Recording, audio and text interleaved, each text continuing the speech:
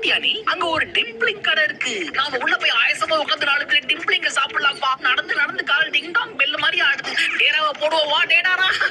கால் வலிக்குதுன்னு சொல்லிட்டு எப்படி ஓடுறான் பாரு. இப்போ என்ன கெட்டு போச்சு? எங்க இருக்குன்னே தெரியாத டைல் பீஸ்ட தேடி நடக்க ஆரம்பிச்சோம். என்ன பிரயோஜனம்? வயித்த காய போட்டு ஏன் அலையணும்? சாப்பிட்டு நல்லா தெம்பா தேடுவோம். எதை தேடி போயிட்டு இருக்கோம்? 3 டேஸ் தான் மாங்கா.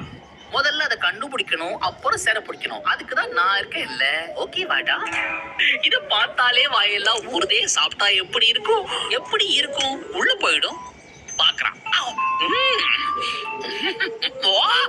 ஆஹா, என்ன ஒரு பதம்! இந்த சாசாலை உடம்பெல்லாம் லூஸ் ஆகுது.